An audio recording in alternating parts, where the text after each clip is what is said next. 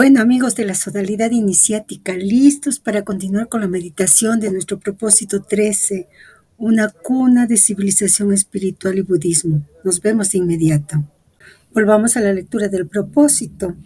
Procediendo algunos siglos a la idea cristiana de los 4 evangelistas, Gautama el Buda tuvo sus 4 grandes discípulos: el tierno y simple Ananda, que simbolizaba la Shruti, la devota audición; el austero Kashyapa, que simbolizaba los Shila, los consejos, la disciplina; Sariputra en el símbolo de la Prajna, el conocimiento; y Maudgalyayana en el símbolo de la Riddhi, el saber mágico. Esas analogías, esas concordancias, esas equivalencias no son raras de una religión a la otra. Así sucede a través de toda la tradición eterna. Las mismas repeticiones de símbolos, de emblemas y de hechos históricos. Ese paralelismo no era ignorado de los apologistas cristianos, que conocían perfectamente los aportes hindúes, ya que el mismo San Jerónimo escribía: es una tradición entre los gimnasofistas de la India que Buda, el fundador de su doctrina, habría nacido de una virgen y salido de su flanco. Sí, efectivamente, en varias tradiciones budistas, especialmente en el Mahayana temprano y algunas escuelas tibetanas, se reconocen a cuatro de los principales, mejor dicho, a 4 discípulos principales del Buda, cada uno reflejando un aspecto esencial del sendero, como ha planteado el maestro. En la tradición cristiana también hay una estructuración simbólica de los 4 evangelistas, como dice el maestro en el Gran Mensaje Cuarto. San Juan está con el águila, representando así la parte superior del signo zodiacal del escorpión; San Lucas acompañado por un toro; y San Marcos junto a un león, siendo San Mateo quien representa al aguador. Les proponemos, realicemos la correspondencia con el axioma hermético que nos acompaña desde el inicio de nuestra meditación: saber, querer, osar, callar. Mateo representa la razón, el hombre o el ángel; Lucas representa el sentimiento, el toro; Marcos representa la fuerza, el león; Juan representa la visión, el águila. Así, las 4 facultades del alma humana, saber, querer, osar, callar, están simbolizados en los evangelios. Del mismo modo, en el caso budista, Ananda, la memoria viva del Dharma, corazón; Kasyapa, la conducta ejemplar, fuerza, voluntad; Sariputra, la sabiduría penetrante, razón, discernimiento; Maudgalyayana, los poderes espirituales, intuición, potencia oculta. ¿Por qué ocurre esto? Porque los verdaderos caminos espirituales siempre son arquetípicos. Bueno, volvamos a la lectura del propósito, pero hablando de budismo propiamente dicho, existe un hecho sobre el cual es preciso apoyarse, y es su aplicación, sobre todo en el Tíbet. Lejos de ser la pura ética de Gautama, la extensión del budismo ha tomado aquí la mayor proporción conocida. En efecto, no solamente el budismo se ha convertido en una religión del Estado, sino más aún en un Estado religiosamente budista. Bajo la autoridad temporal y espiritual del Dalai Lama residen los 2 gobiernos: A, el Consejo Eclesiástico, compuesto de 4 lamas; B, el Consejo de Ministros, compuestos de 3 laicos y de un religioso. Entre esos 2 comités, como sirviendo de lazo, hay 2 oficiales que pueden ser considerados como primeros ministros. La Asamblea Nacional está compuesta de 400 miembros, o sea, cuando las notabilidades se encuentran completas con las representaciones de las 5 provincias, Lhasa, Shigatse, Gartok, Chankam, Letsang al sur. Naturalmente, el Potala, palacio monasterio, es la construcción más célebre, con sus 400 metros de largo y sus 130 metros de alto. Desde allí, el muy poderoso vela sobre los destinos del mundo budista. Sin embargo, la catedral de Hokan es también una celebridad con sus preciosas reliquias. En la llanura de Kyechu, Riviera Kyechu, río de la dicha, que sale de la capital por el pueblo de Sho. A una media hora de marcha se encuentra la famosa catedral, que data del año 600. Pero el más grande monasterio ciertamente es el de la lamasería de Trebun, montaña de arroz, que es por otra parte formada por 7 lamaserías reunidas en una sola, en la cual viven 10.000 monjes. A 5 kilómetros al norte de Lhasa se encuentra la lamasería de cera. Su verdadero nombre es Barrera de la Rosa Salvaje, que cuenta con 7.000 monjes. Y finalmente la lamasería de Ganden, contando aproximadamente con 5 a 6.000 monjes. Esos 3 monasterios son el grupo de lamaserías llamadas las 3 sedes. Se podría citar todavía entre las más antiguas lamaserías del Tíbet las universidades de medicina de Chakpori y Trayerpa. En fin, para terminar, digamos que el canon tibetano está compuesto de 2 grandes colecciones. El Kangyur, traducción de los mandamientos, con 108 volúmenes, 700 obras, 6 secciones. El Dulva, que corresponde al Vinaya sánscrito. Los sutras, tantras. El Serfín es el de la clase de los Prajna Paramitas. El Vatyur, traducción de las instrucciones, son los comentarios, las obras de piedad, las técnicas de gramática, medicina, astronomía, etc. 224 volúmenes, 3.626 obras y secciones como el de El Kangyur. Tenemos así los trazos principales de aquello que queremos desarrollar al presente. El maestre nos habla nuevamente del Tíbet, en el cual el Dalai Lama era el jefe en la teocracia del Tíbet y tenían una organización. Ahora en el exilio hay una organización. ¿Cómo está integrado? Actualicémonos. Comparemos la organización que conoció el maestre con la actual para considerar las adaptaciones.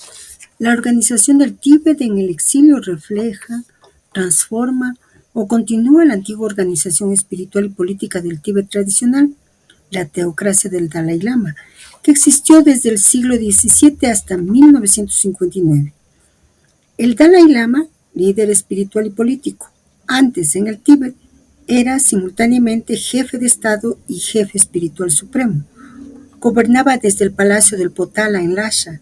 Su gobierno era una teocracia en la que el poder temporal y el espiritual estaban unidos. Ahora en el exilio, desde el 2011, el Dalai Lama renunció a su rol político y traspasó el poder al Sikyon. Conserva su papel como líder espiritual del pueblo tibetano y figura unificadora. Su retiro político simboliza una maduración democrática en la tradición tibetana. El Kashag, el gabinete del gobierno. El Kashag era el consejo de ministros del Dalai Lama, compuesto por monjes y laicos. Tomaba decisiones administrativas y judiciales. Ahora el Kashag persiste en el exilio como órgano ejecutivo. Está compuesto por ministros que ya no son designados por el Dalai Lama, sino elegidos democráticamente. Los monasterios como centros de poder y educación. Antes, los grandes monasterios eran pilares del poder, todos esos que cita el maestro. Monjes de alto rango, como los tulkus, tenían funciones tanto religiosas como políticas. Ahora, muchos monasterios han sido reconstruidos en el exilio, especialmente en India y Nepal. Ya no tienen función política directa, pero forman el núcleo espiritual de la diáspora. El sistema de formación monástica sigue siendo activo, preservando la transmisión iniciática. Las escuelas del budismo tibetano. Antes había 4 grandes tradiciones: Gelug, la del Dalai Lama, Kagyu, Sakya y Nyingma. Todas tenían influencia política y espiritual. Ahora, todas estas escuelas tienen representación en el Parlamento en el exilio. Esto refleja una visión integradora y un respeto mutuo entre linajes. La función oracular y ritual. Antes, el Estado consultaba oráculos como el Nechun, que guiaban decisiones políticas importantes. Se hacían rituales de protección para el país y su gente. Ahora, el oráculo de Nechun sigue en funciones en el exilio, pero ya no tiene el mismo peso político. Los rituales continúan, pero con un enfoque más cultural y devocional. Esta transición en el exilio podríamos nosotros verlos como un acto de sabiduría que se adapta a las nuevas condiciones, donde la esencia espiritual se conserva, pero las formas externas se van adaptando a los tiempos, a las circunstancias. En cierto modo, el Tíbet en el exilio ha creado una teocracia espiritual, por llamarla así, sin poder político directo. Pero como siempre, nuestras preguntas a propósito de qué nos recuerda la organización teocrática del Tíbet, a propósito de qué nos habla de su organización, luego de haber comprendido la correspondencia entre los 4 discípulos de Buda y los 4 evangelistas, que son, como Guénon plantea, las 4 piedras angulares del templo. Nosotros hemos comprendido que el Tíbet está dentro de nosotros, desde el propósito 5, así como Agartha, Shambhala, que no es un lugar geográfico al que debemos viajar, que todo el trabajo es interior, que el templo es nuestro cuerpo. Avancemos con nuestro hilo de Ariadna, una cuna de civilización espiritual. Es imposible concebir un movimiento espiritual aislado en el tiempo y el espacio. Toda nueva tentativa que emprende el humano para acercar mejor las cuestiones relacionadas con su esencia propia, su origen y su porvenir no es más que un punto en una serie, y es además un resultado precedido por millones de pensamientos. Es así como Maurice Percheron inicia su obra El Buda. En efecto, hablar de una cuna de la espiritualidad es casi una herejía. Desde su origen el hombre ensayó casi de inmediato organizar sus pensamientos e intentó calar su misterio. No se podrá jamás hablar ciertamente con seguridad de una filosofía originaria y generalmente una nueva religión no es más que una reacción contra la precedente. Desde la más alta antigüedad, una estructura en Oriente, una forma psicológica de administrar las concepciones, pero sin duda podría encontrarse también en la antigua América. Tendríamos que recurrir para ello a la doctrina esotérica y valorar la obra de los colegios iniciáticos. Sea como sea, es la India la que en el sentido de una civilización espiritual y desde el siglo VI antes de nuestra era presenta mejor que ninguna tomar en consideración el alma. Naturalmente, mucho antes, el hindú tenía una especie de religión con la creencia de que la muerte le reservaría, sea una estancia en el reino de los bienaventurados, sea una caída angustiosa en el mundo de las tinieblas, paraíso o infierno según los actos de la vida. Pero la filosofía hindú redactó rápidamente la teoría acerca de la transmigración de las almas, que eternas no dejaban un cuerpo, sino que reencarnarse en otro, siguiendo la persistencia de un elemento irreductible, el karma. El sentido derivado de karma es acción, y resultado apropiado al acto es la ley de causa-efecto, y supera sobre todos los planos de la existencia. Aparece en la esfera moral como la ley de la ética según la causa, a través de la cual el hombre fabrica su carácter, hace su destino y trabaja para su salvación. El karma no está limitado por el tiempo o en el espacio, lo cual lo hace esencialmente paralelo a la doctrina de la reencarnación. Pasar de una existencia a otra según las consecuencias de los actos de una vida precedente no podría jamás permitir liberarse enteramente, ya que bastaría un pensamiento para que el karma se aposente de nuevo y de ahí la repetición del ciclo de reencarnaciones terrestres. El karma no puede ser eterno y el hindú piensa entonces en no renacer más y ser liberado en totalidad del fruto de la acción. Es entonces cuando interviene la idea del Atma Brahman. Profundicemos sobre estos temas. Karma no es simplemente acción externa, sino la ley que une acción y consecuencia en todos los planos, físico, mental, moral, espiritual. Esa ley no está limitada al tiempo o espacio, por eso se prolonga de vida en vida. Eso justifica la reencarnación. Sin embargo, mientras sigamos actuando, inclusive con un solo pensamiento, seguimos generando karma, por tanto, seguimos renaciendo. Para cortar definitivamente ese ciclo samsara, hay que realizar el Atman, es decir, reconocer que el verdadero ser no actúa ni está atado al karma, sino que es idéntico al Brahman, el absoluto. Es un punto de inflexión. No basta portarse bien para liberarse, hay que ser lo que realmente somos, más allá de la acción y de las consecuencias. En la enseñanza tradicional, especialmente en los Upanishads, Atman y Brahman son en esencia lo mismo. Brahman es el absoluto, el principio supremo, infinito, impersonal. el fundamento de todo lo que existe más allá de toda distinción. Atman es ese mismo Brahman, pero visto desde el interior de un ser individual. Es el verdadero yo, no el ego, sino el ser real. Solo desde el punto de vista ignorante, avidya, hay diferencia entre Brahman y Atman. Para quien se ve como separado, parece que su alma, Atman, es algo pequeño y aparte, pero en la realización suprema, moksha, se descubre que nunca hubo separación. El Atman siempre fue Brahman. Una frase que usan los sabios es: el río se cree separado del océano, pero en realidad ya es océano en su esencia. Cuando nuestros amigos Genon y Kumaraswamy nos hablan del sí mismo con mayúsculas, están traduciendo Atman al lenguaje occidental para que lo comprendamos. Atman es igual al sí mismo con mayúsculas. No es el ego, no es la personalidad, no es el yo psicológico de cada ser. Genon incluso dice que el sí mismo, escrito con mayúsculas, es el único sujeto real. Todo lo demás es ilusión, maya. Como los hechos históricos aparentemente tan importantes que nos contó el maestro al inicio del propósito 13.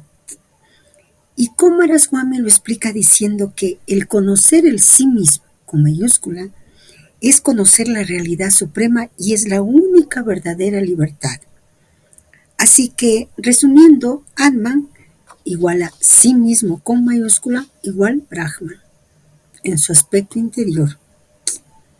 Ahora que hemos alcanzado a darnos cuenta de que hay una diferencia entre ese sí mismo con minúscula que tanto escribe Genon y Kumaraswamy, que sería el ego, la personalidad, ese yo psicológico, y que Atman es igual a ese sí mismo y que todo eso es igual a Brahman en su interior. Ahora vamos a poder comprender más lo que el maestro está transmitiendo. Volvamos al propósito. Quien toma el Atman se convierte en insensible al placer y al dolor, indiferente a todo. Él sobrepasa las penas del corazón. Para él no existe más ni padre ni madre, ni Vedas, ni vida, ni muerte. Él se encuentra en estado de decir, Tatuán así, tú lo eres. Es decir, tú, tu ser verdadero, tu espíritu, es uno con la unidad en el todo. En consecuencia, tú eres ese todo. Tú eres el todo. Por eso, en muchos textos, y al inicio de este propósito, el maestro nos ha dicho, se dice Tat Tuam así, tú eres eso, y ese eso con mayúscula, significando tu Atman es idéntico a Brahman. Sigamos con el propósito. El Atman, ese yo Atman, subsiste en la individualidad más allá de toda existencia. Él es el principio de vida y aquello que constituye la sustancia espiritual. El Brahman es el principio del universo, pero él caracteriza todo aquello que es inexplicable, el mana. Cuando el maestro nos dice que Brahman es el principio del universo, está afirmando que Brahman es el origen, el soporte y el fin de todo lo que existe, pero sin ser limitado por nada de eso. Brahman no es una cosa entre las cosas, sino el ser mismo, la realidad pura, el absoluto. Y cuando él añade que Brahman caracteriza todo aquello que es inexplicable, el mana, nos conecta a una idea muy profunda. Mana, en muchas tradiciones, especialmente en las antiguas de Oceanía, designa un poder invisible, sagrado, inexplicable, que no puede ser reducido a términos racionales. Así como el mana es sentido, pero no puede ser definido, también Brahman se intuye en todo, pero escapa a toda definición. Brahman es el principio supremo, pero también es ese misterio sagrado que late en todas las cosas, que no puede ser explicado ni atrapado por conceptos, solo reconocido por el corazón, como dicen los Upanishads. aquello por lo cual no se puede hablar, pero por lo cual el habla es posible. Eso es Brahman. Podemos hacer una analogía, Brahman igual a Ein Sof de la Cábala. Y vean lo maravilloso, nosotros podemos hacer esas analogías, porque no pertenecemos a una escuela específica, porque transitamos y peregrinamos por todas, sabiendo que tienen una base común, dándonos cuenta de que tienen una base común. Brahman en la metafísica hindú es el infinito, absoluto, sin forma, sin límites, sin cualidad, ninguna Brahman. No puede ser concebido, pero todo existe en él y por él. El Ein Sof en la Cábala hebrea, como habíamos visto desde el inicio, significa literalmente sin fin o infinito. Es el principio supremo que está más allá de toda manifestación, antes de cualquier diferenciación y del cual surgen todas las sefirot, emanaciones. Ambos son, por tanto, indefinibles, inmanifestados, antes de toda creación, inmutables y más allá de toda dualidad. Ser, no ser, luz, oscuridad, etc. Son el origen y el fin de todo.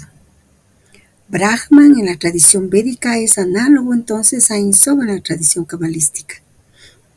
Nuestro amigo Guénon en algunos de sus escritos sugiere que todas las tradiciones ortodoxas, cuando llegan a su punto más alto, hablan del mismo principio, aunque con nombres diferentes, adaptados a sus lenguajes y símbolos.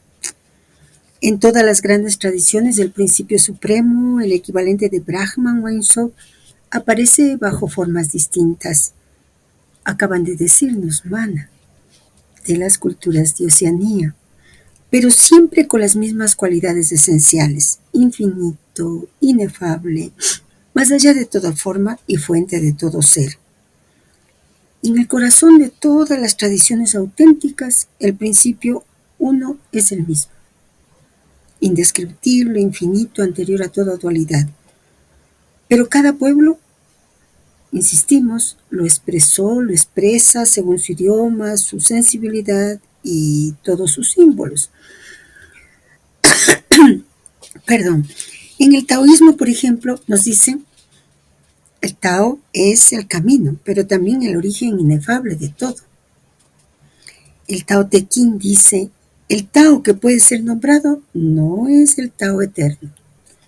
El Tao es anterior a la existencia del cielo y la tierra, es vacío, pero da vida a todo. En el Islam, sobre todo en el sufismo, Alá abarca todo. El Dios manifestado, el que crea, sostiene, guía, juzga, etc. Y también el Dios no manifestado, el absoluto oculto más allá de toda forma o concepto. Alá es la unidad total, todo lo visible como lo invisible, tanto lo que conocemos como lo que es inaccesible. Y en el cristianismo, en la mística cristiana, por ejemplo, en Dionisio de Areopagita, Dios es llamado la noche divina, donde toda luz y toda palabra se apaga. Él es el Dios escondido, el Dios oculto, más allá de todo ser y no ser. Esto le recuerda a mi alma un poema hermoso de Imarabi, el gran maestro sufí que nosotros estudiaremos en los propósitos del Islam, propósitos que corresponden a los misterios mayores, que expresa lo que la vía iniciática plantea.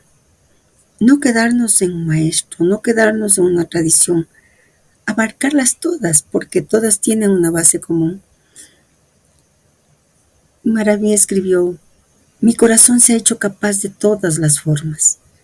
Es pradera para las gacelas, convento para los monjes cristianos, templo para los ídolos, cava para el peregrino, las tablas de la Torá y el libro del Corán. Yo sigo la religión del amor. A donde quiera que se dirijan sus camellos, esa es mi religión y mi fe. Este poema refleja, al menos para esta alma, la visión unificada que brota cuando uno realiza que todo, más allá de las formas, de las religiones, de los nombres, es manifestación del Brahman, de la única realidad. Y esa realidad, el amor, es el mismo Brahman, el mismo Alá, el mismo Ein Sof, el mismo Tao, el mismo mana, visto con el corazón abierto. Por eso, para Imaraví reconocer a Al-Haq, como llama a ese Dios escondido, es reconocerlo en todo y más allá de todo. Si vivimos en nosotros la unidad de las tradiciones no como algo teórico, sino como un latido real en nuestro corazón, es que hemos abierto nuestro corazón a ese don inmenso, a ese regalo de lo alto. Cuando lleguemos a eso, y estamos llegando, porque estamos peregrinando en ese camino, a sentir que detrás de todas las formas, nombres y símbolos hay una única luz, estaremos tocando el verdadero centro.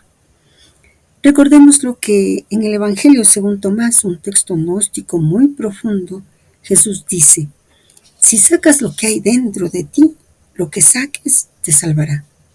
Si no sacas lo que hay dentro de ti, lo que no saques te destruirá. ¿A qué se refiere Jesús? A esa luz interior que va brotando gracias al conocimiento iniciático que vamos meditando de propósito en propósito. Por eso, aunque el mundo exterior esté en caos, nuestro templo interior permanece en pie. Bueno, sigamos con nuestro hilo de Ariadna. Desde entonces se estableció una perpetua correspondencia entre el sí esencial del ser y el universo, en consecuencia el Atman, sí mismo en el ser y sí mismo en el universo, se liga hasta la identificación con el Brahma. Esa fusión tiene por consecuencia hacer comprender al hombre que, no formando más que uno con el infinito, él se liberará de su naturaleza efímera y suprimirá los reconocimientos sucesivos.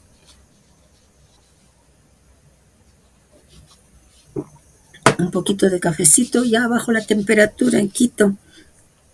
Sigamos entonces. El Vedanta describe muy bien esa totalidad universal y esa ilusión de la diversidad que tiene siempre el hombre durante todo el tiempo en que no ha alcanzado el conocimiento. La doctrina Sankhya intentaba dar la explicación del mundo. Ese punto de vista cosmológico era profesado sobre todo por los ascetas. El Sankhya es el ejercicio de la razón en contemplación. Ese sistema sostiene que el efecto karya existe antes de que la causa operatoria que debe provocar el efecto sea soltado. Esa doctrina dice que una cosa debe forzadamente venir de otra y que es imposible que eso sea el producto de la nada. El Satkhya Yavada es el sistema empleado por los Sankhya's que resume en su metafísica la reducción de la evolución cósmica, según la actividad de Prakriti, la materia, el principio inferior y Purusha, el principio universal. Profundicemos aunque sea un poquito más sobre este sistema tan antiguo y profundo de la India. El Samkhya es uno de los sistemas más antiguos y profundos de la India. Significa literalmente enumeración o análisis discriminativo. Es una vía de conocimiento que distingue claramente entre lo espiritual y lo material. No es simplemente una cosmología. Es una herramienta para la liberación, moksha. Satkaryavada, el sistema empleado por los Samkhyas, afirma que el efecto preexiste en la causa, es decir, nada surge de la nada. Todo lo que aparece estaba ya en potencia, Sat, en su causa. Esta idea es completamente contraria a la noción moderna de creación ex nihilo, de la nada. En Samkhya se identifican dos principios eternos: Prakriti, la naturaleza primordial, la materia sutil, la energía indiferenciada; Purusha, el espíritu puro, la conciencia inmutable, testigo eterno. Prakriti se mueve, se transforma, se despliega en un universo múltiple. Purusha es el testigo silencioso, nunca se mezcla, nunca cambia. Para el Samkhya, ¿dónde está el problema? El problema es que el alma, Purusha, se identifica erróneamente con los movimientos de Prakriti, cuerpo, mente, emociones, y Purusha sufre. La liberación para el Samkhya consiste en distinguir: yo soy Purusha, no soy los movimientos de Prakriti. Así, el Samkhya no es solo una cosmología, es una vía para que el alma despierte a su verdadera naturaleza espiritual a través del conocimiento discriminativo. Volvamos al propósito. Poco a poco la idea religiosa de la India se reformaba, pero se necesitaba una demostración y además los filósofos tropezaban con las creencias populares y las costumbres milenarias. Fue entonces cuando la gran reforma budista hizo su aparición. Sin embargo, fue tan solo la muerte de Buda, el despierto, el iluminado, que la doctrina fue organizada en un verdadero movimiento que poco a poco ganó las fronteras exteriores de la India. Podríamos decir que lo que nos está diciendo el maestre es aplicando justamente esa visión del Samkhya. El Buda no surge de la nada. Es parte de un movimiento de revolución espiritual gigantesca en la India. Su enseñanza es única porque es universal y accesible a todos. No depende de castas, sacerdocios ni de ritos complicados. Por ello es necesario situarlo de manera clara, como si estuviéramos pintando el paisaje de aquella India antigua. Y por eso también la pregunta surge, ¿cuál fue el contexto histórico en que nació el Buda? Tradición védica, brahmanismo, dominio de los rituales de sacrificio, sacerdocio brahman muy poderoso, creencia en múltiples dioses, búsqueda de méritos para buena reencarnación, movimiento de los Upanishads, reflexión mística, qué es el Atman, qué es Brahman, enseñanza de la identidad Atman igual Brahman, interiorización del sacrificio, ya no solo ritual exterior, sino sacrificio del ego. Movimientos ramánicos, renunciantes ascetas, y ramanas, mendicantes errantes buscando liberación, varias filosofías, jainismo, liberación por no violencia extrema y ascetismo, ajivikas, destino y determinismo, materialistas, charvaka, negaban lo espiritual, yogis, prácticas de control mental y corporal. Escuela Sankhya, primeras corrientes de yoga, distinción entre prakriti materia y purusha espíritu, búsqueda de la discriminación para liberarse del samsara. Siddhartha Gautama el Buda nace en este ambiente de búsqueda, rechaza tanto los rituales védicos como el ascetismo extremo, descubre el camino del medio, enseña las 4 nobles verdades y el óctuple sendero. ¿Qué buscaba el Buda que no encontraba en su entorno? No quería simplemente cumplir los rituales para obtener méritos. Quería romper radicalmente con el ciclo del samsara, nacimiento, muerte, resurrección. Buscaba una liberación total, aquí y ahora. Así fue como probó el ascetismo extremo, casi muriendo de hambre. Luego descubrió el camino del medio, entre la autoindulgencia y la mortificación. Finalmente, sentado bajo el árbol Bodhi, alcanzó la iluminación Bodhi, descubriendo las 4 nobles verdades y el óctuple sendero. Siddhartha Gautama, vemos, nació en una India en fermento espiritual, donde los rituales védicos tradicionales empezaban a ser cuestionados y surgían búsquedas interiores más profundas. Buda no es, por tanto, un fenómeno aislado, sino parte de una gran oleada espiritual, pero su enfoque fue único, por su sencillez, claridad y radicalidad. Ahora, continuemos con el propósito. Así como la leyenda cristiana 6 siglos más tarde hará un milagro del nacimiento de Jesús, los budistas presentan la venida al mundo de Gautama como un hecho extraordinario. Se ha dicho que la reina Maya se desposó con Suddhodana, soberano de los Sakyas, cerca de Kapilavastu, en la frontera de Nepal, y fue tocada por el Bodhisattva Avalokiteshvara, que bajo la forma de un elefantico se presentó a ella en sueños e insertó así su reflejo terrestre, el futuro Buda, en el cuerpo de una mujer que practicaba el ascetismo aún después de 3 años de casada. Siddhartha, aquel que realiza, Gautama, nació hacia el 563 antes de nuestra era en el parque de Lumbini, residencia de reposo del rey Suddhodana. La Lalita Victaria, biografía de Buda, relata todos los detalles del joven Buda, que llevaba todas las marcas que debían aparecer como signos de una predestinación, 32 signos sobre el cuerpo, 84 marcas secundarias. El joven príncipe era un experto en el tiro al arco, en esgrima, equitación, así como en el conocimiento de ciencias y lenguas. Casado con su prima la bella Gopa Yasodhara, Siddhartha no pudo soportar, sin embargo, el ocio dorado que le imponía el rey y abandonó su palacio por el bosque. Tenía entonces 29 años. Con ermitaños de la secta Udraka Ramaputra, más tarde con un asceta Alada Kalaya, después vivió también con los brahmanes, pero comprendió que era en sí mismo que él debía encontrar la verdad y se retiró cerca de Gaya en el distrito de Uruvela. Allí, cerca del río Neranjara, se propuso meditar sin darle más atención a las necesidades del cuerpo. 5 yogis, vecinos de la misma selva, se acercaron a él, pero más tarde, cuando vieron que Gautama abandonaba su ayuno, le dejaron y él quedó de nuevo solo hasta el día, o más bien una noche, en la cual él se convirtió verdaderamente en un Buda por la completa realización. Gautama se había vestido con un sudario recogido sobre una tumba, sudario de cáñamo encontrado sobre el cadáver de un esclavo, y cerca de una higuera, sobre un montón de heno, se sentó en posición de loto y declaró: aunque mi piel se deseque, aunque mis manos se ajen, aunque mis huesos se disuelvan, hasta que yo no haya podido penetrar la ciencia, yo no me moveré de aquí. Mara, el rey de los infiernos, le envió las tentaciones habituales ofrecidas a los ascetas, pero el Buda permaneció impasible ya que él acababa de encontrar la verdad. Él pensó entonces en los 5 discípulos que lo habían abandonado una vez y fue a ellos a quien él quiso hacer escuchar los primeros las palabras de la salvación. Él se juntó con esos 5 yogis en Benares, sobre los bordes del Ganges, y declaró: yo soy el santo, el perfecto, el supremo Buda.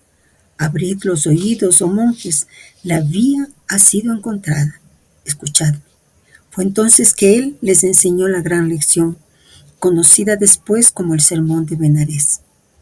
Oh monjes, aprended que toda existencia no es más que dolor. Nacimiento es dolor, vejez es dolor, así como la muerte, como la unión con aquel que uno no ama, como la separación con aquel que se ama, o la imposibilidad de satisfacer su deseo.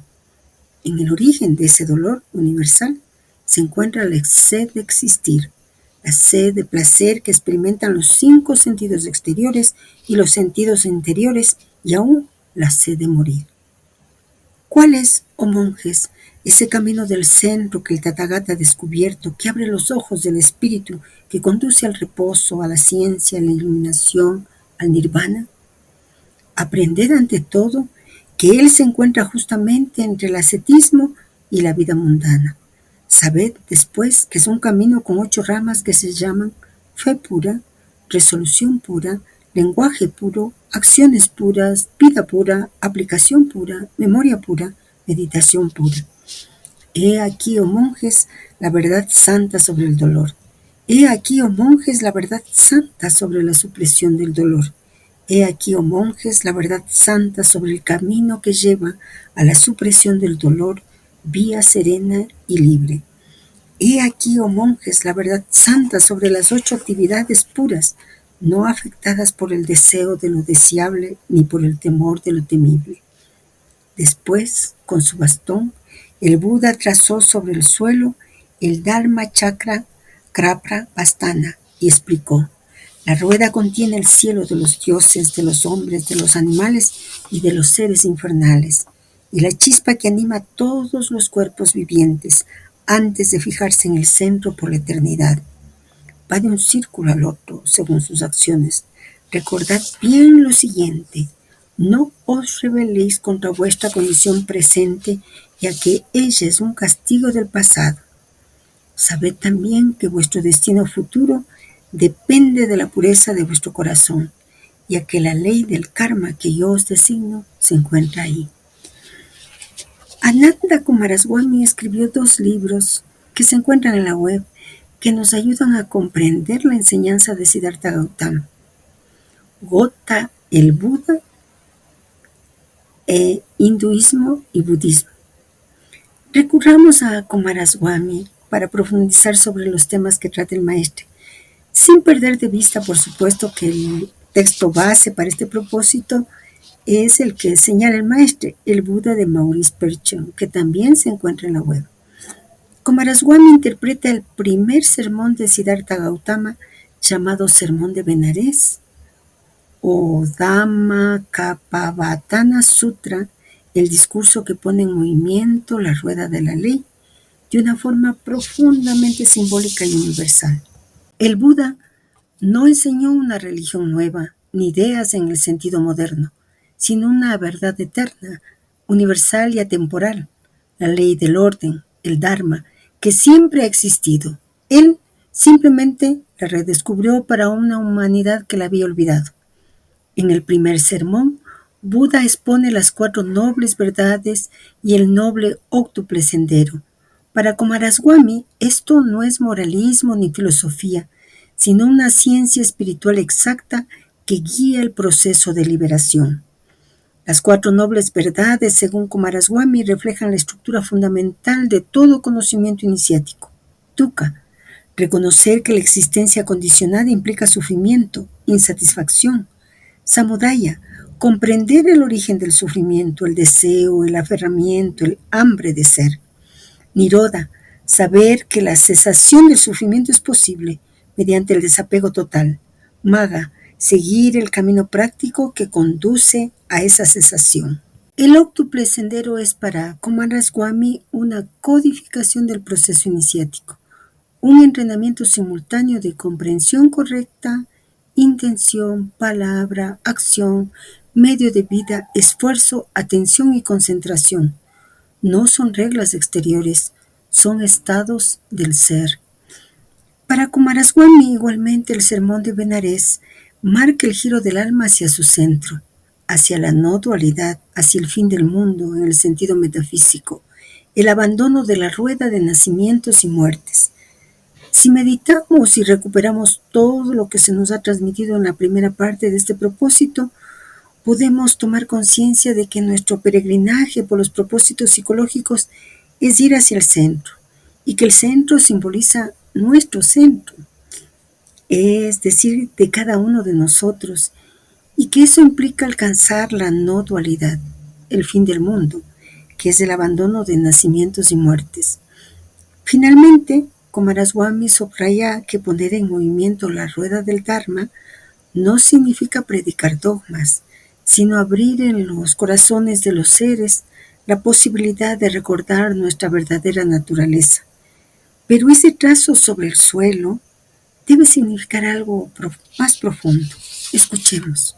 El trazo sobre el suelo en el Dharma Chakra Pravartana, poner en movimiento la rueda del Dharma, no es solo un gesto simbólico externo, tiene un significado profundo de nivel cósmico y espiritual.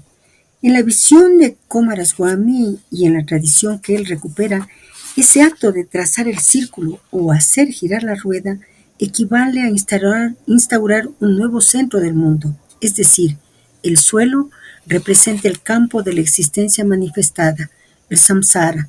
Trazar la rueda es inscribir en el caos del devenir el orden del Dharma, establecer un axis, un eje inmutable en el corazón de lo mutable. No es simplemente dar una enseñanza, es recrear el cosmos en un plano espiritual. El Dharma Chakra, rueda de la ley, es el símbolo de la totalidad ordenada, como la rosa de los vientos o la rueda solar en otras tradiciones. ¿Qué nos señala Kumaraswamy? Recordemos el día de ese in illo tempore, que Él siempre menta, porque es a nosotros en el aquí y en el ahora, en ese nivel más profundo de nuestra alma que se entrega el sermón de Benares. Es a nosotros que, habiendo conquistado el sí mismo con mayúscula, decidimos irradiarlo en beneficio de todos los seres. Es la compasión activa en forma de estructura cósmica. Así, ese gesto sencillo a los ojos de quien sabe ver es crear un espacio sagrado donde el despertar es posible. Volvamos al propósito. Entonces, comenzaron los años de evangelización, pero el Buda no viajó sino en el noreste de la India. Solo los brahmanes no simpatizaban con la doctrina, y aquel negaba en cierto modo la utilidad de aquellos. El maestro no se impacientó más que una vez, cuando un brahman pretendió ser superior a él en santidad. El Buda pronunció aquello que fue conocido después bajo el nombre del Sermón del Fuego. El fuego de la vida debe ser extinguido. Todo en el mundo está inflamado por el fuego del deseo, el fuego del odio, el fuego de la ignorancia. El nacimiento, la vejez, la muerte, las preocupaciones, las quejas, el dolor, la tristeza, el amor carnal no son más que llamas. Las cosas visibles a tu ojo, oh Brahman, están en llamas. Las cosas audibles para tus oídos están en llamas. Y eso es así para tus 5 sentidos y por tu sentido interior. ¿No estás asqueado? Pues de tus sentidos, de las cosas, de las impresiones y de los sentimientos que ellos provocan. Si tú estás asqueado, aprende entonces que tú estás rescatado, libre de pasiones. Comprende, Brahman, que el nacimiento está terminado para ti y que esa auténtica santidad de la cual tú hablabas va a realizarse. Todo el resto no es más que una ilusión que te devora como llama. Anda Coomaraswamy comenta sobre el sermón del fuego, aunque de una manera mucho más esporádica que sobre el primer sermón, pero es muy importante escucharlo.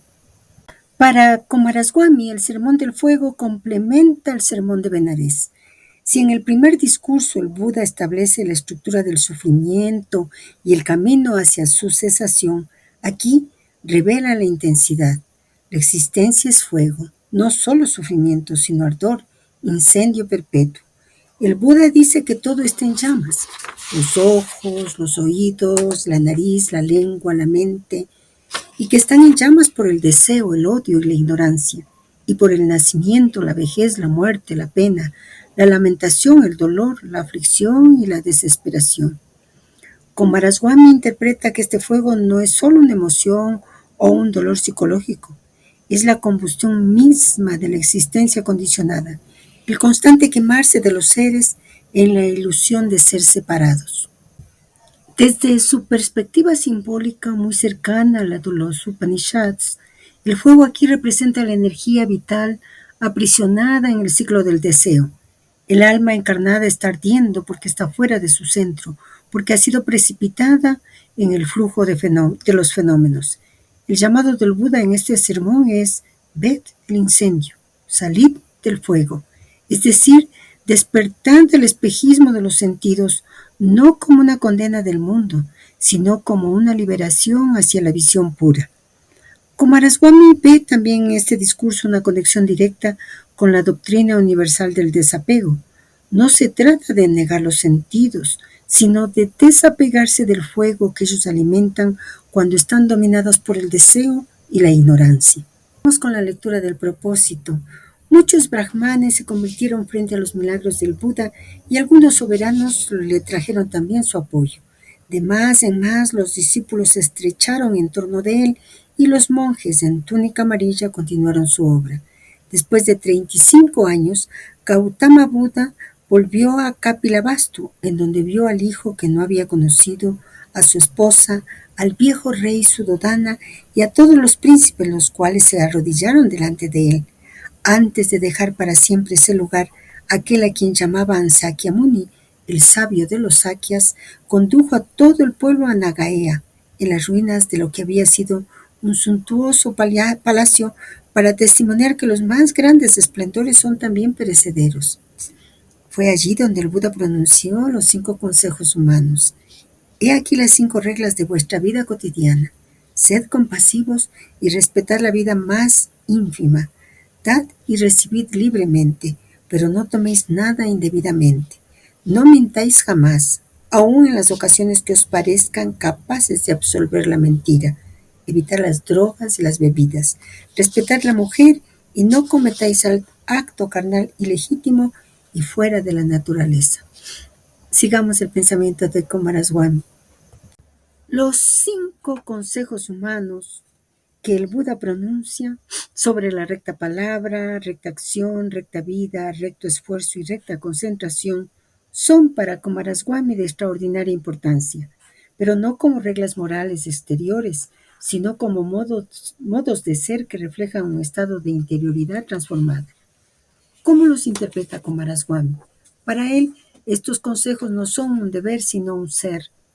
No es que uno deba forzarse a actuar bien desde el exterior, sino que al transformarse el corazón, naturalmente se actúa rectamente. Cada uno de los 5 consejos corresponden a un aspecto del proceso de reintegración al estado primordial.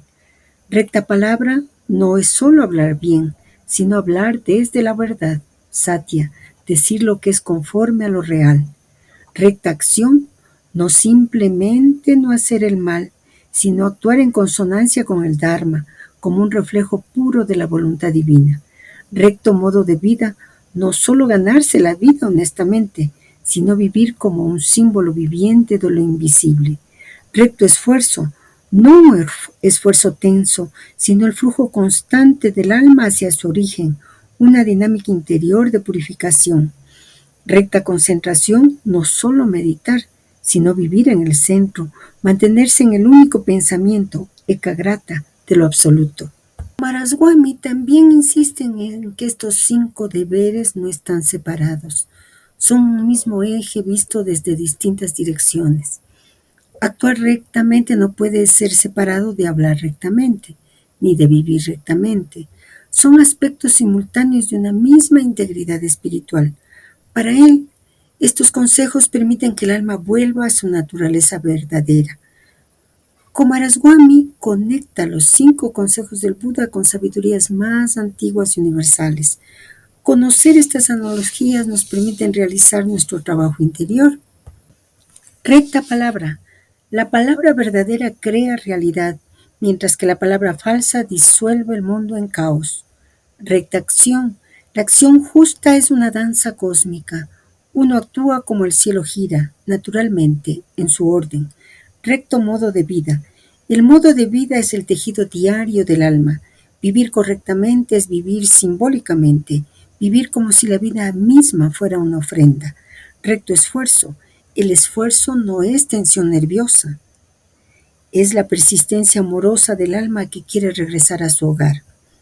Recta concentración. La concentración no como un esfuerzo de atención nerviosa, sino como reposar el alma en su centro, como el pájaro que después de un largo vuelo descansa en su nido.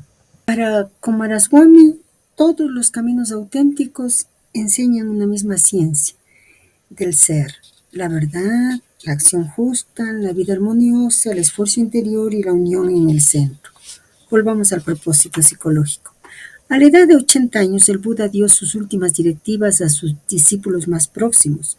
Millares de adeptos vivían ya en comunidades y otros cerraban para repartir las enseñanzas del maestro, el cual continuaba también ofreciendo sus lecciones hasta el día en que él sintió llegar su último momento terrestre. Mientras que su más íntimo discípulo Ananda preparaba su lecho, el maestro sonrió y dijo: Maitreya, el próximo Buda que vendrá sobre la tierra dentro de millares de años, con el fin de terminar mi obra, tendrá él también su Ananda. Cuando Siddhartha Gautama dice esto, según la tradición, mientras su fiel discípulo Ananda prepara su lecho de muerte, él está hablando en un lenguaje simbólico y profético. ¿Qué quiere decir? Escuchemos. Maitreya, el amable, el amoroso, es el Buda futuro que, según la tradición, aparecerá en un tiempo lejano cuando la enseñanza verdadera Dharma se haya perdido casi completamente. Él no creará una nueva verdad, revelará de nuevo la misma luz adaptada a la necesidad de ese siglo humano. Ananda es, en la vida de Buda Gautama, el símbolo de la devoción, la memoria viva del Dharma. Ananda fue quien recordó y recitó todo el canon budista en el primer concilio. Es el guardián de la palabra sagrada, la voz que preserva la enseñanza cuando el maestro ya no está en cuerpo. La profecía de Buda significa entonces que cada revelación espiritual verdadera en el tiempo tendrá también su Ananda, alguien o muchos que no solo oigan las palabras, sino que encarnen su espíritu, alguien que mantenga vivo el mensaje, que transmita el aroma de la presencia aunque los siglos pasen.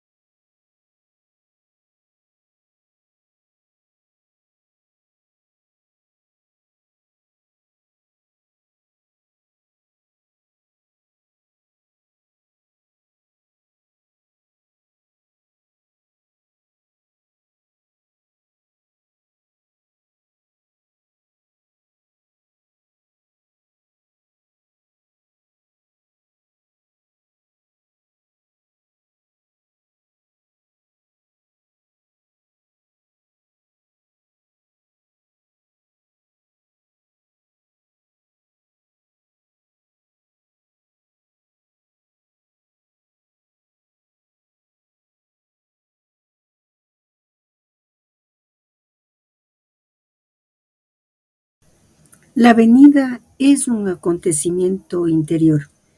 Cristo mismo lo dijo en el Evangelio de Lucas 17, 20, 21. El reino de Dios no vendrá de forma visible. No se dirá está aquí o está allí, porque el reino de Dios está dentro de vosotros. Entonces, la verdadera segunda venida es la manifestación de Cristo en el corazón de quienes estén listos o estemos listos para recibirlo. Es una nueva concepción virginal en el alma.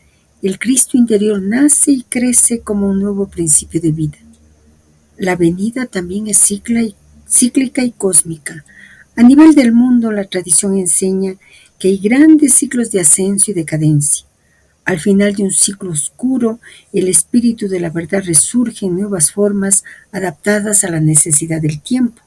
Esta venida no es una reencarnación física de Jesús como persona histórica, sino el surgimiento de la conciencia crística colectiva en los corazones purificados. O como decían algunos místicos cristianos medievales, cuando muchos Cristos hayan nacido en la tierra, entonces el Cristo único se habrá manifestado en su gloria. Las imágenes físicas son velos para los que aún no ven el misterio.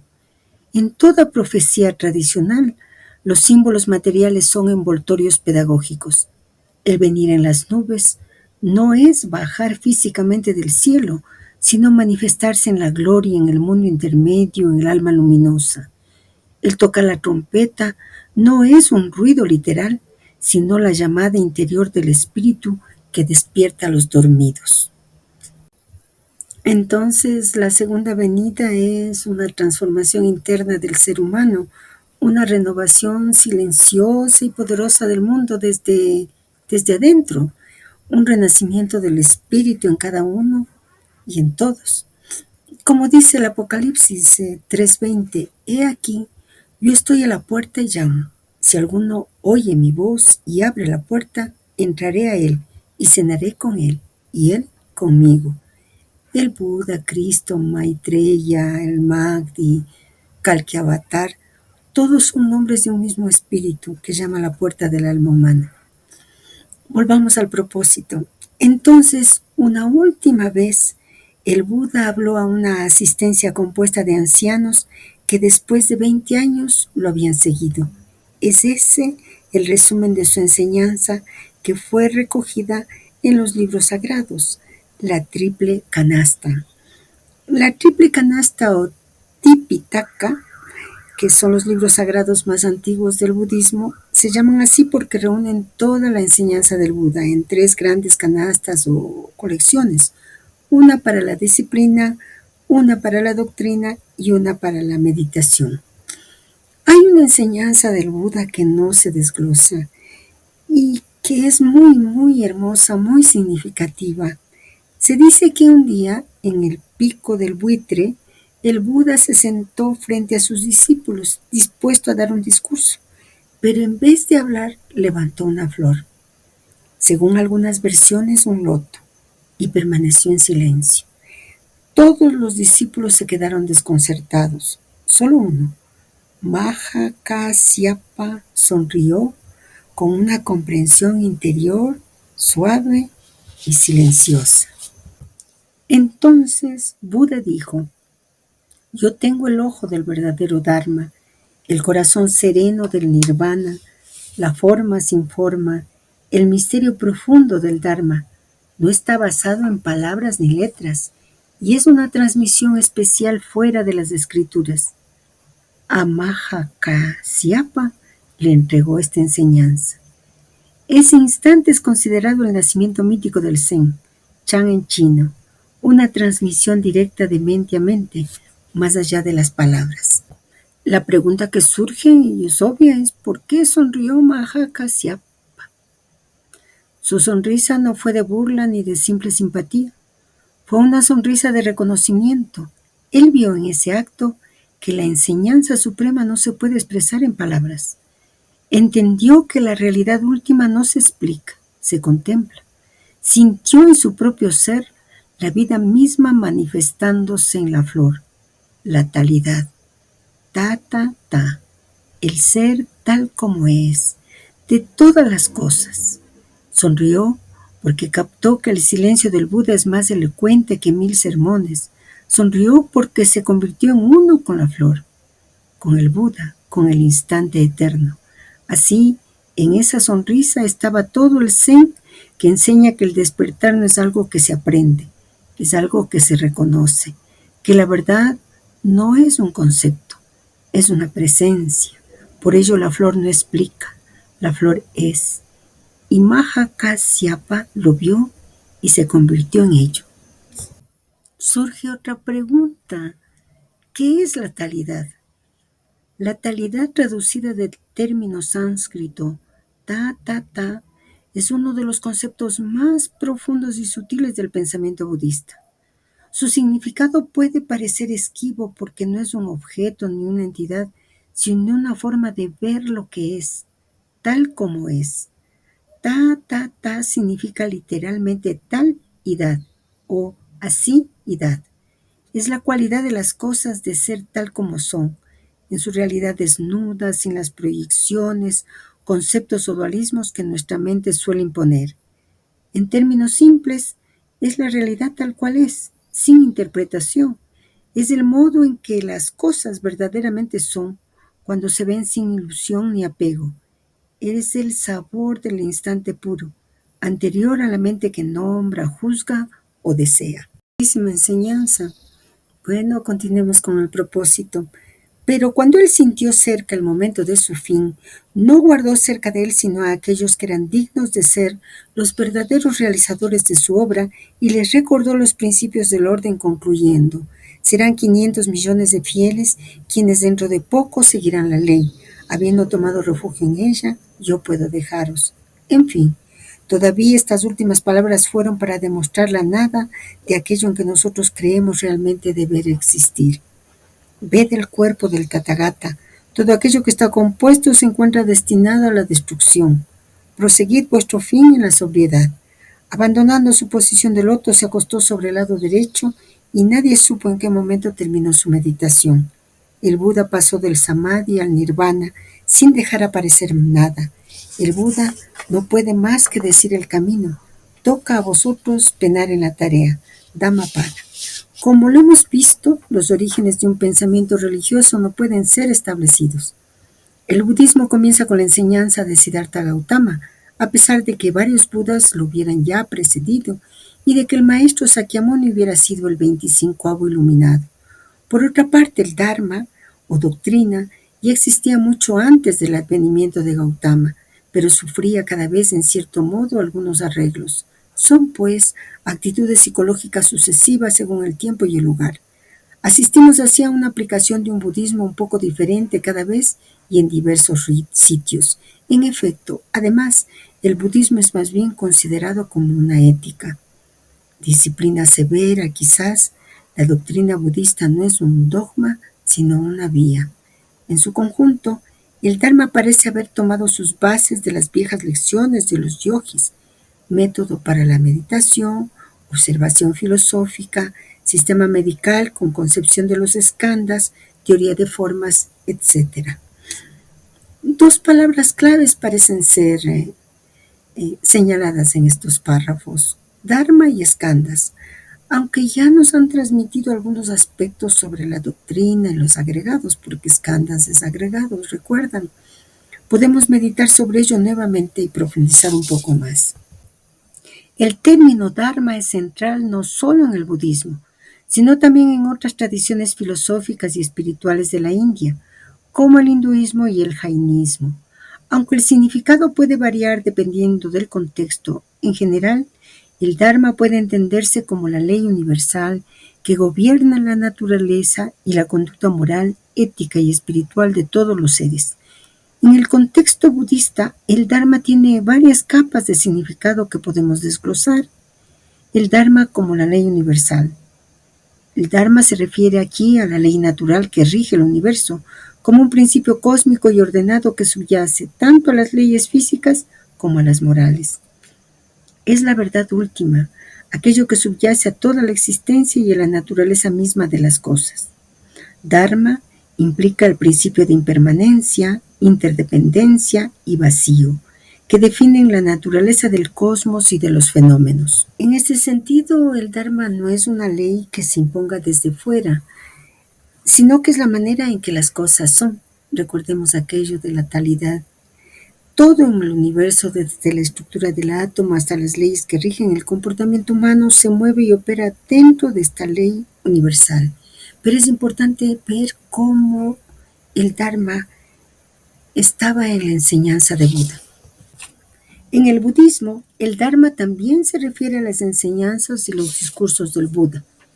Es la transmisión de la verdad que el Buda descubrió al alcanzar la iluminación, Bodhi. Estas enseñanzas, transmitidas por el Buda a sus discípulos, son el camino hacia el despertar. Dharma incluye la doctrina de las 4 nobles verdades, el camino óctuple y la meditación como medio para liberarse del sufrimiento. En este contexto, el Dharma es el método o el camino que los seres humanos seguimos para alcanzar la liberación del sufrimiento y alcanzar el estado de nirvana. Este camino no es solo filosófico, sino práctico, y se enfoca en cómo transformar nuestra mente y nuestras acciones para alinearnos con las leyes universales del Dharma. Los skandhas son un concepto fundamental en el budismo, y aunque nosotros lo hayamos visto desde el pensamiento de Trungpa, pues es particularmente en las enseñanzas sobre la naturaleza humana, de la identidad humana y la forma en que el sufrimiento se genera, que podemos ver ahora los skandhas. Es una forma de explicar cómo surge el ese yo pequeñito, ese sí mismo pequeñito, no el sí mismo con mayúsculas, y cómo en última instancia podemos liberarnos del sufrimiento. Ahí radica su importancia. El término skandha en sánscrito o kanda en pali significa literalmente montón, grupo o conglomerado. En este contexto se refiere a los 5 agregados que constituyen lo que comúnmente consideramos como nuestro yo o personalidad. Estos agregados no son una entidad fija, sino que son aspectos interdependientes y cambiantes que al combinarse crean la experiencia de un ser individual. Los 5 skandhas son rupa, forma o materia. Esto se refiere al cuerpo físico y a todos los aspectos materiales del mundo que percibimos a través de los sentidos. Incluye tanto el cuerpo humano como los objetos, los sonidos, las texturas, las formas, etc. Rupa es la base sobre la cual se manifiestan las otras experiencias, pero en sí mismo no constituye la esencia de lo que somos. Vedana, sensaciones o sentimientos, son las sensaciones placenteras, dolorosas o neutras que surgen cuando la mente entra en contacto con los objetos físicos o mentales. Vedana no es simplemente el sentido físico de placer o dolor, sino la reacción emocional que sigue a la percepción. Esta es la primera semilla que genera la tendencia a aferrarse a lo agradable o rechazar lo desagradable. Samja, percepción, es el proceso mental que identifica y clasifica las experiencias que tenemos. A través de samya, damos sentido a lo que experimentamos, etiquetamos los objetos y situaciones y formamos conceptos sobre el mundo. Es un proceso cognitivo fundamental que nos permite reconocer esto es una flor, esto es dolor, esto es alegría, etc. Samskara, formaciones mentales o voliciones. Este agregado se refiere a los impulsos, deseos, intenciones o patrones de pensamiento que dan forma a nuestra conducta. Son las inclinaciones y tendencias de la mente que nos impulsan a actuar en determinadas formas, ya sean virtuosas o no virtuosas. Los samskaras son los que condicionan nuestra reacción ante la vida. Por ejemplo, si tenemos una tendencia habitual a la ira, esta forma mental se activará cada vez que experimentemos una situación que la desencadene. Viñaña, conciencia o cognición. Este es el aspecto que se refiere a la conciencia básica de los objetos y de los eventos. Es la percepción del mundo que surge cuando los sentidos entran en contacto con su objeto correspondiente. La conciencia es el centro de observación que permite que los otros agregados se manifiesten y sean percibidos. La viñaña no es una entidad única, sino un proceso continuo e interdependiente de conciencia que se encuentra siempre en movimiento.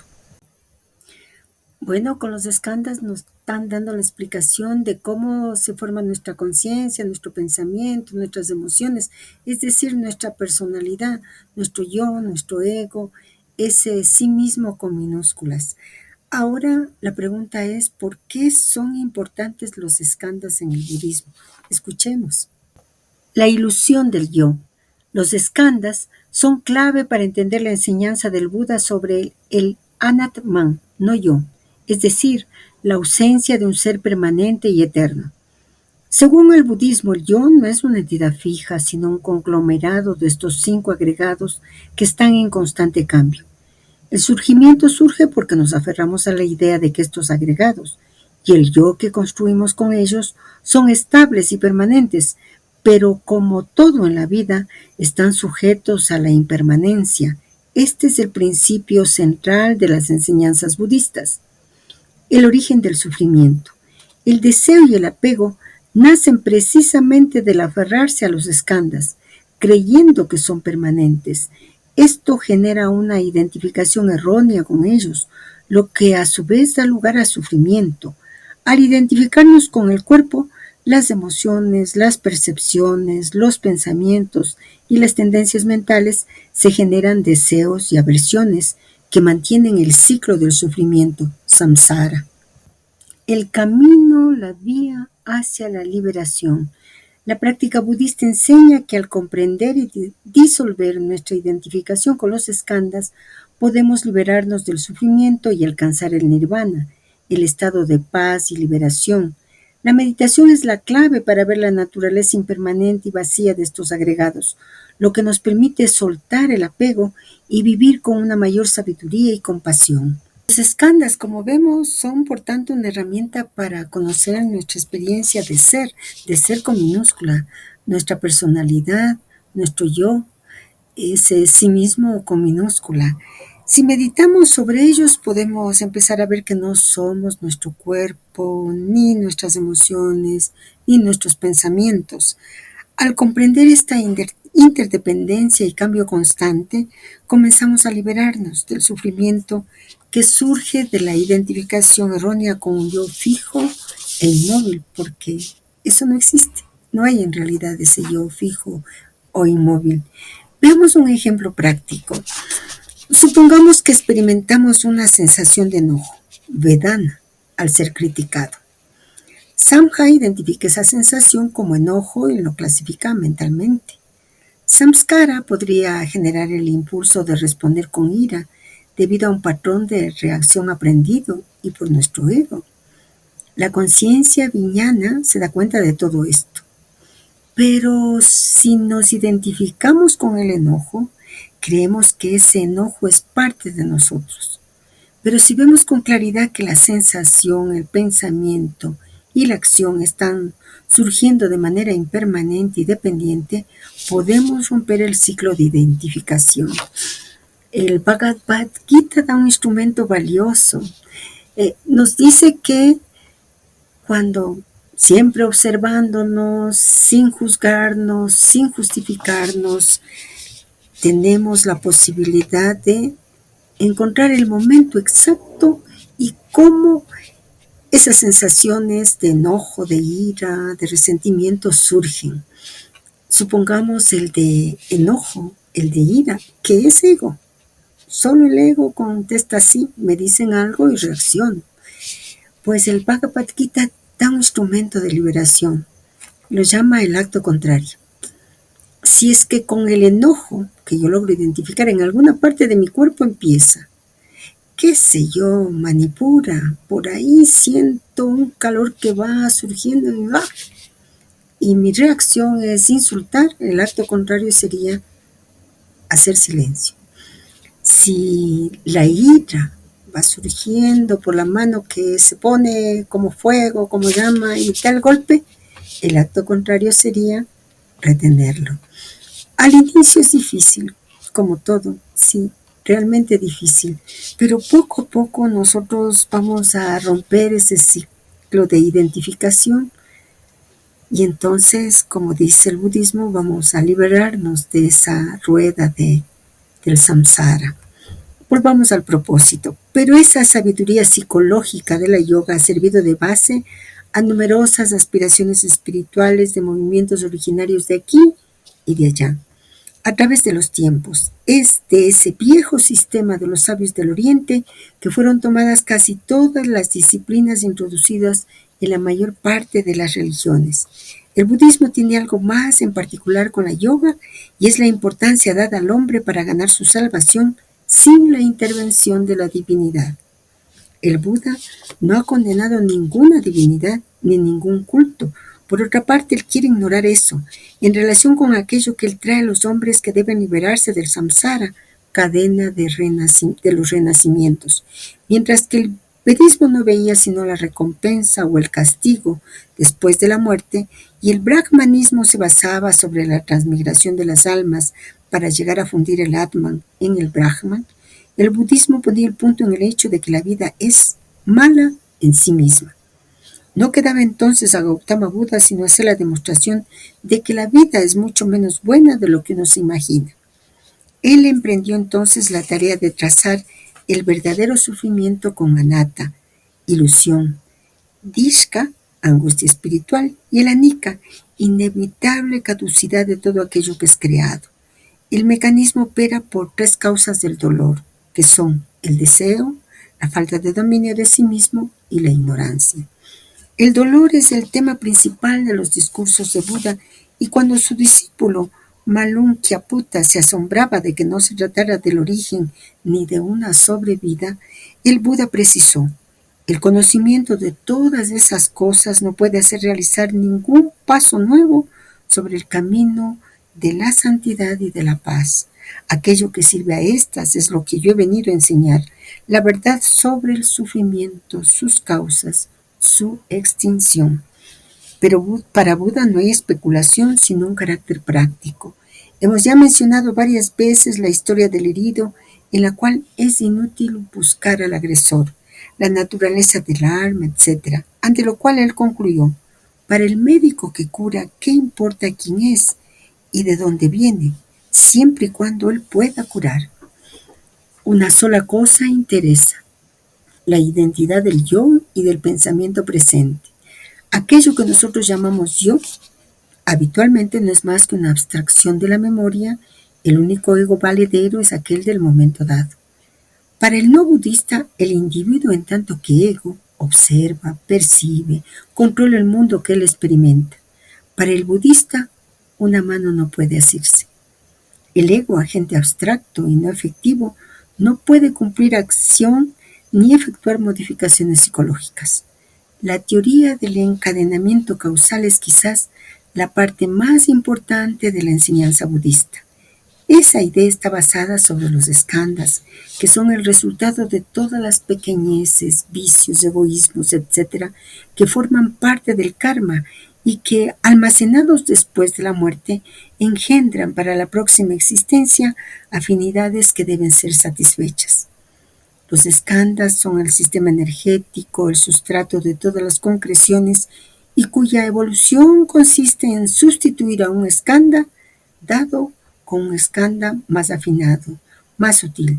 Es el procedimiento que consiste en aumentar progresivamente el dinamismo del centro de fuerza que se encuentra en nosotros y que constituye nuestro ego.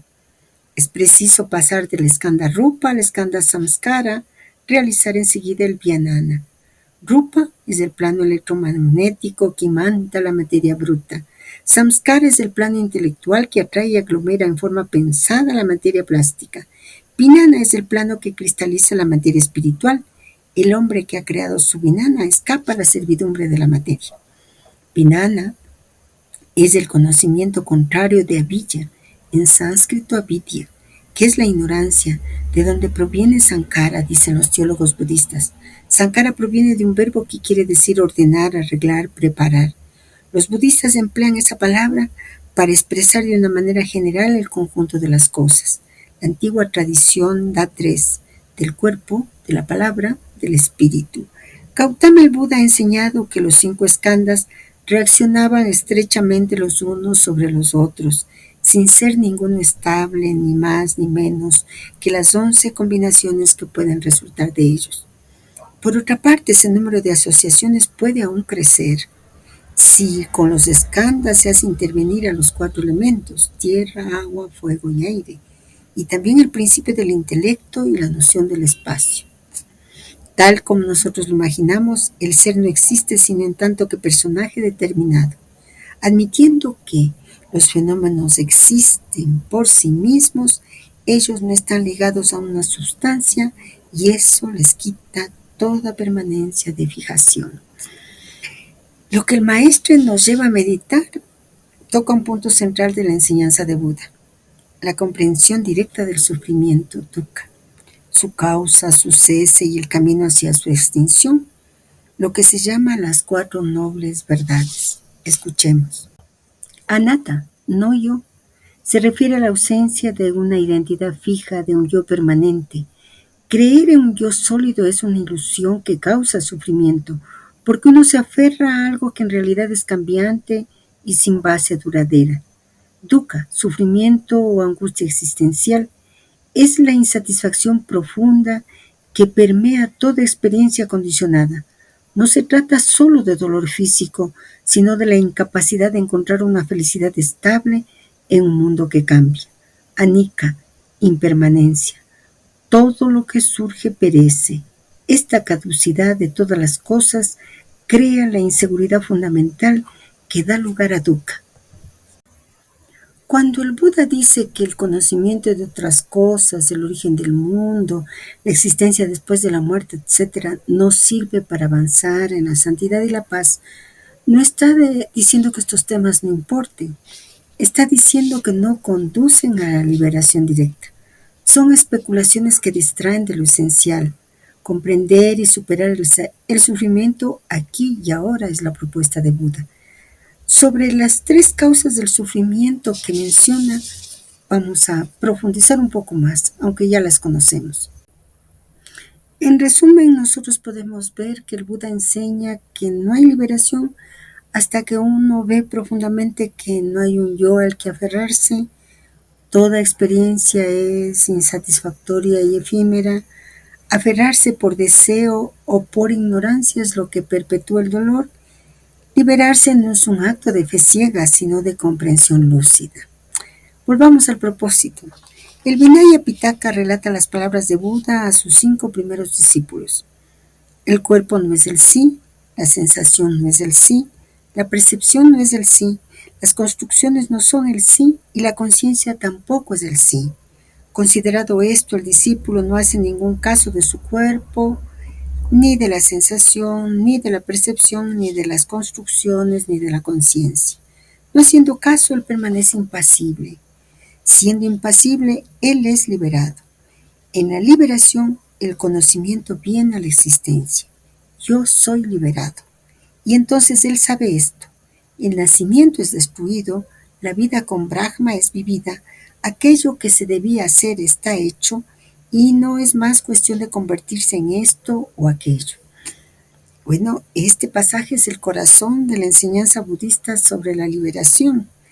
Lo que Buda enseña aquí es un deshacimiento radical, no solo dejar de identificarse con el cuerpo, sino también con la mente y sus actividades más sutiles, la sensación, la percepción, las construcciones mentales, pensamientos, voliciones y la conciencia misma. Estos 5 elementos, ya lo hemos visto, son lo que en el budismo se llaman los 5 agregados, que constituyen la experiencia de un ser humano. Ninguno de ellos es el sí, con mayúscula, es decir, ninguno constituye un yo verdadero o permanente. ¿Qué sucede cuando los peregrinos vemos esto profundamente? No hacemos caso, no nos aferramos, no nos identificamos con los agregados. Permanecemos impasibles, ya no somos arrastrados por el deseo o el rechazo. Por lo tanto, lo que dice el Buda se realiza, es liberado. Ya no hay cadenas que nos liguen al sufrimiento. La frase yo soy liberado no significa que un yo esencial se libere, ese yo pequeño. Es más bien el conocimiento de que ya no hay necesidad de devenir, de renacer, de buscar ser algo o alguien más.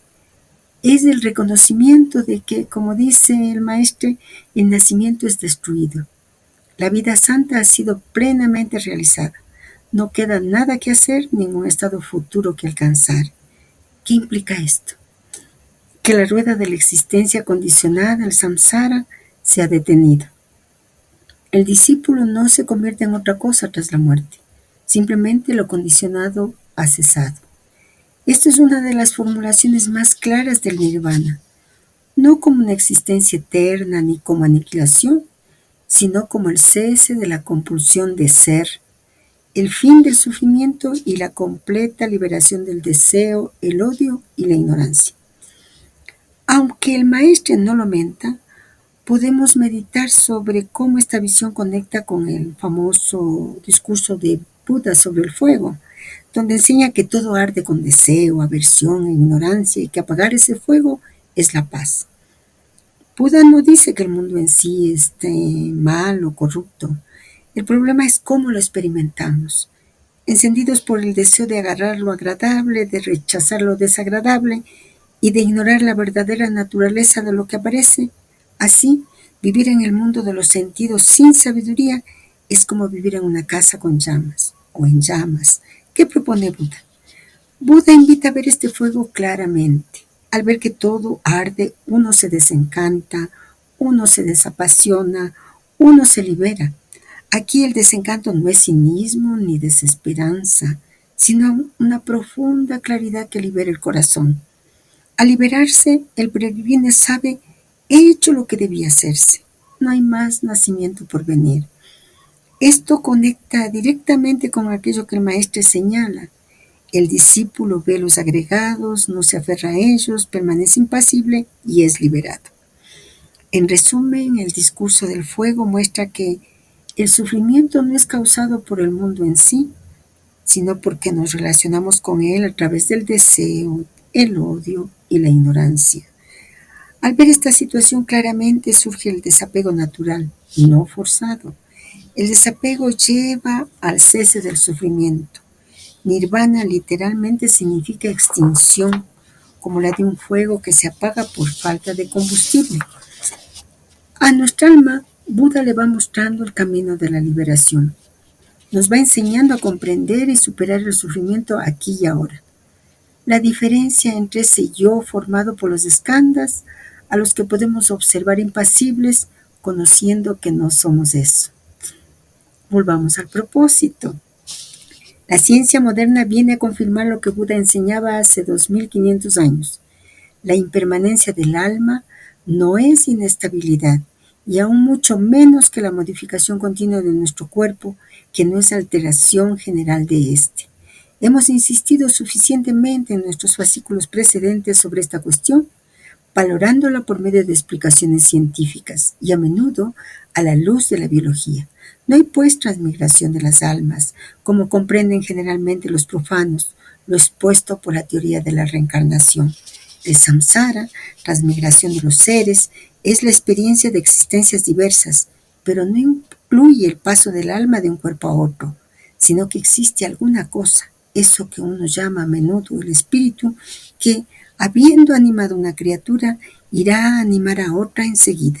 Sin embargo, Buda ha excluido siempre las discusiones metafísicas, y es lo que ha provocado las diversas interpretaciones de su mensaje.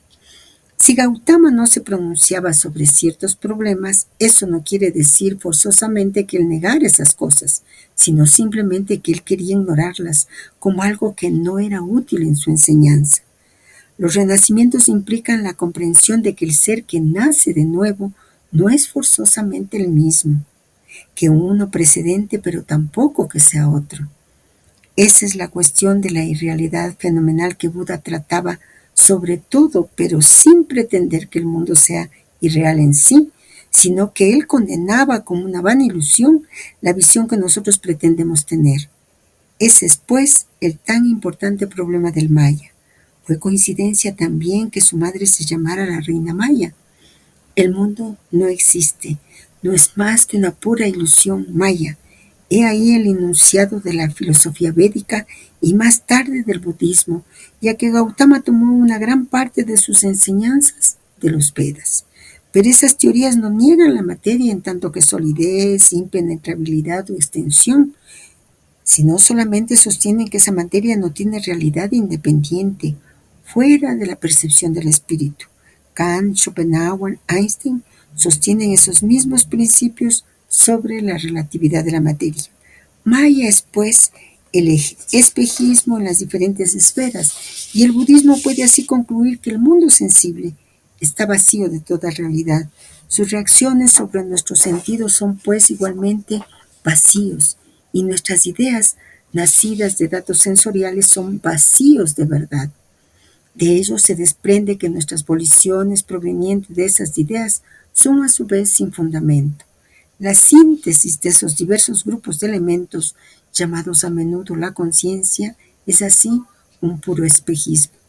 Esa teoría fue recogida por los griegos con el eidos, que es el soporte sustancial del mundo de la incertidumbre y del error. El eidos para Platón es el ser de razón, es decir, aquello que es el numen de Kant. En el pensamiento hindú, el mental del numen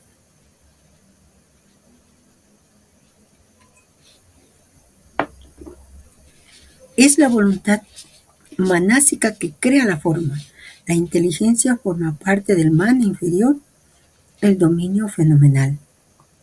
En efecto, considerando bien las cosas, el fenómeno que significa representación es, pues, una apariencia. Es entonces el mundo relativo, el reflejo del mundo numenal, el maya, en cierta manera. El numen es al fenómeno lo que el absoluto es a lo relativo. El mundo numenal es la realidad suprafenomenal. Él es lo esencial, la cosa en sí. Ese numen que es lo único existente y real se caracteriza entre los budistas como nirvana. Meditemos sobre esta parte del texto relacionándolo con los Vedas, los Tantras y el Samkhya. El maestro lo ha señalado en varios propósitos y es necesario conocer cómo se plantea en cada uno de estos darshanas. Primero resumamos el núcleo de lo que dice el fragmento. El mundo sensible es una ilusión maya. No se niega la experiencia física, extensión, solidez, impenetrabilidad, sino su realidad independiente. Esta visión, nos dice el maestro, tiene paralelos en pensadores modernos, Kant, Schopenhauer, Einstein. Ahora veamos cómo cada corriente ilumina este tema. Vedas y Upanishads. En los Vedas primitivos el énfasis estaba aún en los ritos y los dioses, pero en los Upanishads, parte final de los Vedas, aparece con fuerza esta intuición. El mundo fenoménico no es lo último, solo Brahman es real. Ejemplo famoso en la Upanishad, Neti, Neti, no esto, no esto. El verdadero ser no es ningún objeto de percepción. La Maya, poder de ilusión, aparece con claridad en los Upanishads tardíos y especialmente en la Advaita Vedanta, no dualismo de Sankara. El mundo no es absolutamente inexistente, no sería percibido si así fuera, pero tampoco es absolutamente real porque cambia, perece y depende del conocimiento para ser conocido. Es real solo de manera provisional, como un sueño, como un espejismo. Así, el Vedanta coincide. La materia tiene realidad aparente, no realidad absoluta. En los tantras, la perspectiva es más dinámica. Maya no es solo ilusión negativa, es también poder de manifestación de la Shakti, energía divina. El mundo es una emanación de la conciencia, no separado de ella. Se dice, el universo entero es hecho de Shakti. Por tanto, el mundo es relativo, mutable y en este sentido irreal frente a la conciencia eterna, Shiva o Brahman. Pero en su núcleo, el mundo es conciencia misma. No se niega el mundo, se lo transfigura reconociéndolo como el juego de la energía divina. En el Samkhya que es más analítico, hay dos realidades, Purusha, conciencia pura, y Prakriti, materia, energía primordial. Prakriti evoluciona en el mundo físico-mental mediante los tres gunas, Sattvika, Rajásika, Tamásika. El error Avidya es confundir la conciencia pura Purusha con los movimientos de Prakriti. Así que el mundo material existe, pero no es el ser. La liberación consiste en distinguir radicalmente a Purusha de Prakriti. El mundo no es una ilusión en el sentido de inexistencia, sino que es ajeno a la verdadera identidad del ser. El paralelo con Kant, Schopenhauer y Einstein. Kant afirma que no conocemos las cosas en sí, sino solo los fenómenos organizados por nuestras formas de percepción, espacio, tiempo, causalidad, muy afín al maya védico. Schopenhauer toma directamente ideas de los Upanishads. Para él, el mundo es representación, una apariencia creada por la voluntad y la mente. Einstein, en la relatividad, muestra que el espacio y tiempo no son absolutos, sino dependientes del observador. Materia y energía son equivalentes, lo que recuerda la relatividad de la forma en los tantras. Bueno, comprender todo esto nos permite desapegarnos con más facilidad. ¿Por qué? Porque creemos que eso somos nosotros, por eso nos cuesta tanto morir al ego. Pero al darnos cuenta que todo ello es aprendido, es relativo, que no nos pertenece, nos es más fácil renunciar a lo que no somos y preguntarnos al fin, ¿quién soy? ¿Quién soy realmente? Si no soy mis gustos, si no soy mis apegos, si no soy mis emociones, ¿quién soy? Terminamos la segunda parte de meditación de este propósito maravilloso y nos vemos de inmediato como hemos quedado.